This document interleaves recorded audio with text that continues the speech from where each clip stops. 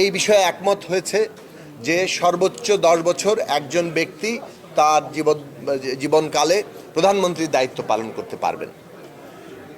3টি দলের ভিন্ন ভিন্ন রকম প্রস্তাব আছে এবং সেই সব প্রস্তাবগুলো সহ আরও অন্যান্য অমীমাংসিত যেসব বিষয় আছে, যেমন নারীর প্রতিনিধিত্ব এবং সরাসরি নির্বাচনের প্রশ্ন, সাংবিধানিক পদগুলোতে সাংবিধানিক কমিশনের মাধ্যমে নিয়োগের প্রশ্ন, উচ্চকক্ষের গঠন এবং সেখানে সাংখ্যানুপাতিক পদ্ধতিতে উচ্চকক্ষের গঠন সহ উচ্চকক্ষের ক্ষমতার পরিধি এবং 2 কক্ষের মধ্যে ভারসাম্য, রাষ্ট্রপতি নির্বাচন এবং রাষ্ট্রপতি প্রধানমন্ত্রীর মধ্যে ক্ষমতার ভারসাম্য, এই সমস্ত প্রশ্নগুলো নিয়ে ইতিমধ্যে যে আলাপ আলোচনা হয়েছে এবং যতগুলো ঐকমত্য হয়েছে, কিছু কিছু দ্বিমতের জায়গা আছে, সবগুলো বিষয় নিয়ে আমরা আরও আলাপ আলোচনা করা, দলের নিজস্ব ফোরামে আলোচনা করা এবং দলগুলোর পারস্পরিকভাবে আলাপ আলোচনার মধ্য দিয়ে যথাসম্ভব ঐকমত্যে পৌঁছানোর চেষ্টা করা এবং 2 দিন গ্যাপ দিয়ে আগামী বুধবারে হয়তো আবারও আলোচনায় বসা এবং এইসব প্রশ্নগুলোতে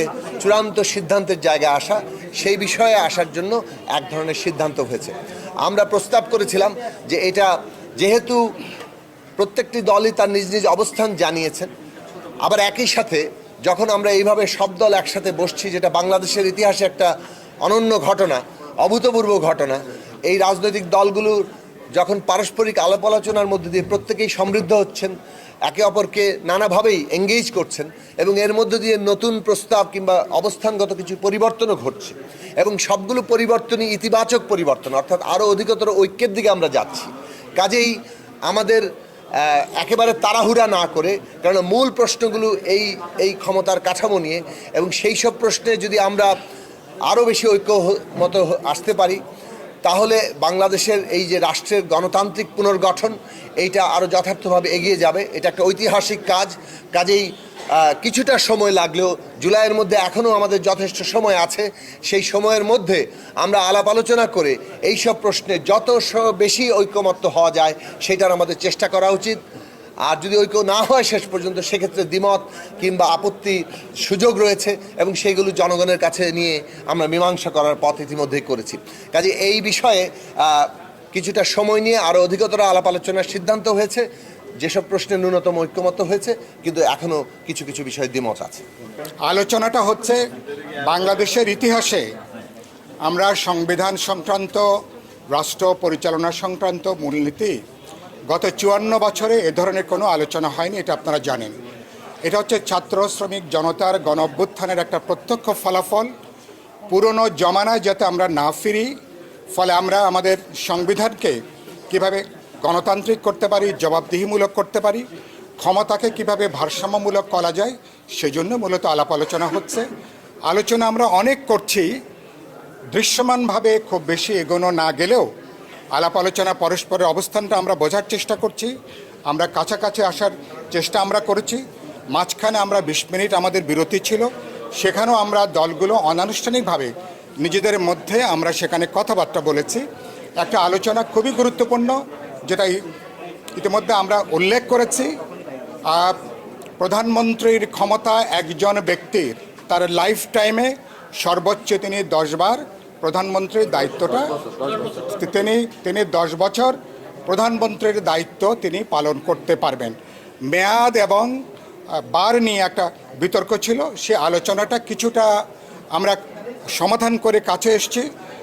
সর্বোচ্চ 10 বছর তিনি এই দায়িত্বটা তিনি পালন করবেন। বার এবং টার্ম নিয়ে যে ঝামেলা ছিল, পরে আমি প্রস্তাব করেছিলাম ভিতরে যে এটা টাইম 10 বছর, এটাতেই আমরা একমত হয়ে যাই, বার এবং টার্মের ব্যাখ্যা যাওয়া দরকার নেই। তো তিনটি দল ছাড়া সকলেই এই প্রশ্নে আমরা এক জায়গায় আসছি। মাঝখানে 15 মিনিট ব্রিফিং ছিল, পারস্পরিক আলোচনা করে যে জীবনে in the whole life time যে কোনো ব্যক্তি 10 বছর ম্যাক্সিমাম প্রাইম মিনিস্টার হিসাবে দায়িত্ব পালন করতে পারবেন, এটা যতবারই হোক। আমাদের 5 ইয়ার্স টার্ম ন্যাচারাল ওয়েতে এটা 2 বার হয়, সুতরাং 2 বারের বেশি পরিপূর্ণ টার্মস যদি পূরণ করেন তাহলে কেউ প্রধানমন্ত্রী হতে পারবেন না। দুনিয়ার বহু দেশে নজির আছে এবং বাংলাদেশের জন্য এটা আমরা অত্যন্ত জরুরি মনে করি এবং সেটির ব্যাপারে আমরা প্রায় ঐকমত্যে পৌঁছেছি। আজকে আসলে সকাল থেকে একটা সিঙ্গল বিষয় নিয়ে আলোচনা করা হয়েছে, সেটা হচ্ছে বাংলাদেশে নতুন সংস্কার পরবর্তী বাংলাদেশে আসলে প্রধানমন্ত্রীর মেয়াদ কতবার হতে পারে। তো এখানে দুটো শব্দের আসলে একটা ধূম্রজাল তৈরি হয়েছে, একটা 2 টার্ম আর 2 বার 2 মেয়াদ, এরকম একটা আর কি। তো আমরা সবাই মোটামুটি একমত হয়েছি যে আসলে টার্ম বা মেয়াদ যেটাই বলুন না কেন, একটা নির্দিষ্ট সময়ের মধ্যে বন্ধনীতে আটকে রাখলে এটা বেশি পরিষ্কার হবে। এখন এই সময়টা কতখানি হবে, এটা কি আসলে 10 বছর হবে না এর চেয়ে বেশি হবে?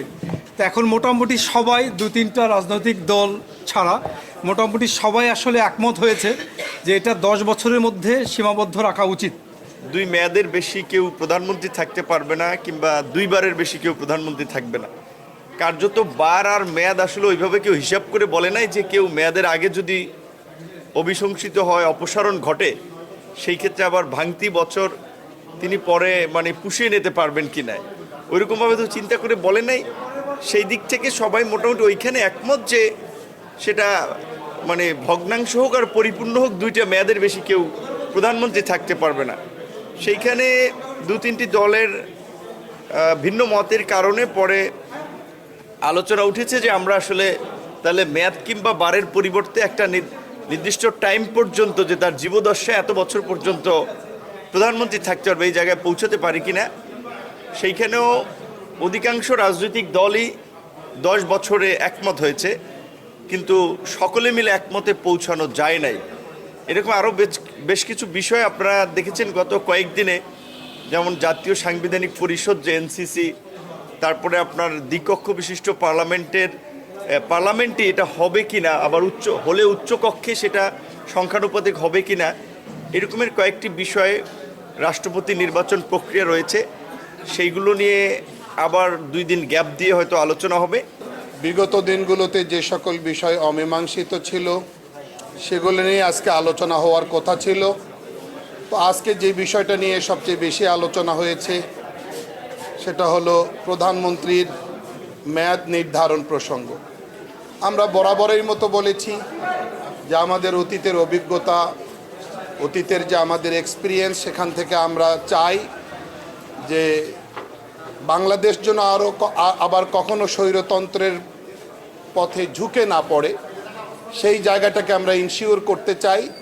আমাদের দলের পক্ষ থেকে আমরা বলছি যে প্রধানমন্ত্রী পরপর 2 বারের বেশি যেন ক্ষমতায় না থাকেন, পরপর 2 মেয়াদে তিনি ক্ষমতায় থাকবেন, এরপরে 3য় মেয়াদে তিনি ক্ষমতায় থাকতে পারবেন না। মূলত এই জায়গাটাতেই আমরা আছি। আজকের আলোচনায় মেয়াদের ব্যাপারে হয়তো কারো দ্বিমত থাকতে পারে। মেয়াদ যদি কোনো কারণে প্রধানমন্ত্রী পূরণ করতে না পারেন, সেই জায়গাটাতে নানা রকম ব্যাখ্যা, বিতর্ক, যুক্তি, পাল্টা যুক্তি সামনে আসছে। একটা পর্যায়ে প্রায় সবগুলো রাজনৈতিক দল সময়সীমার মধ্যে চলে আসছেন যে 10 বছর সময়সীমা নির্ধারণ করা, ফিক্সড করা যায় কি না। এই জায়গাটাতে প্রায় দল একমত হয়েছে। তবে কোনো দল এটার সঙ্গে রিলেটেড আরও কিছু বিষয় আছে, যেমন এনসিসি গঠন একটা বিষয়, যেমন দ্বিকক্ষ বিশিষ্ট পার্লামেন্ট প্রতিষ্ঠা একটা বিষয়, যেমন একই ব্যক্তির দলীয় প্রধান এবং প্রধানমন্ত্রীর দায়িত্ব পালন, এটা একটা বিষয়। এই রিলেটেড বিষয়গুলোকে প্যাকেজের আওতায় এনে একসঙ্গে সমাধানের পর্যায়ে আসা যায় কি না, সেই জায়গাটাতে আলোচনা ঝুলে আছে। আগামী 2 দিন আলোচনা মুলতবি থাকবে, বন্ধ থাকবে।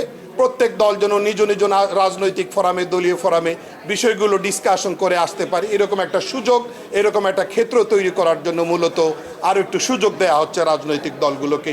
এই ছিল আজকের মোটামুটি বিষয়। নিউ ইয়র্ক থেকে সম্প্রচারিত TVN 24 টেলিভিশন, বিশ্বজুড়ে বাঙালির কণ্ঠস্বর।